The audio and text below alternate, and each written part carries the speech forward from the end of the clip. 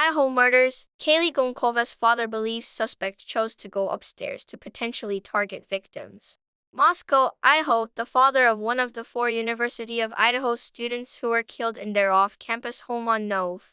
13 believes his daughter and her best friend may have been targeted based on the perpetrator's suspected entry and exit point. Stephen Goncalves, father of deceased 21-year-old Kaylee Goncalves, on Sunday morning told Fox and Friends that the suspect's alleged entry and exit point through a sliding glass door or window on the 2nd floor of the home, which meets a hill on the ground level in the backyard, are available without having to go upstairs or downstairs. Goncalves and her childhood best friend, 21-year-old Madison Mogen, were found dead on the 3rd floor of the Moscow, Idaho residence around noon on Nov. 13, while victims Xana Kernadol, 20, and her boyfriend, 20-year-old Ethan Chapin, were found on the 2nd floor. I'm not a professional, so I want to specify that, but they've said the entry point was the slider or the window. It was the middle floor. So to me, he doesn't have to go upstairs, Goncalves said. His entry and exit are available without having to go upstairs or downstairs. Looks like he probably may have not gone downstairs. We don't know that for sure, but he obviously went upstairs. So I'm using logic that he chose to go up there when he didn't have to. His daughter's text messages sent before the attack revealed to Goncalves that she was not in fear at the time, he added. So, I'm just putting the dots together, he said.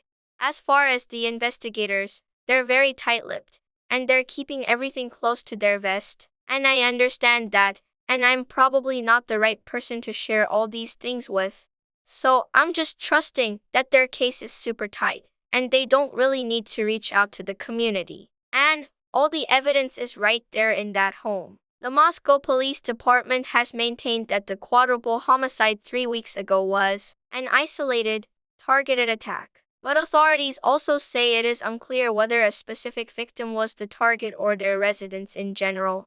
All 4 victims were stabbed to death and had been stabbed multiple times, while only some victims had defensive wounds, according to the Latah County coroner. I asked for permission to do just that, and they said no, Goncalves said of police. I probably over-disclosed information that they wish I wouldn't have said, but the story's going cold. There's less people coming to Moscow. I'm not going to go sleep in my bed knowing that I could get up and I could go to town and I could do something. And I'm not going to go away.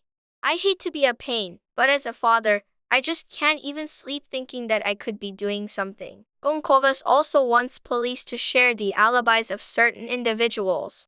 Just share the alibi, he said.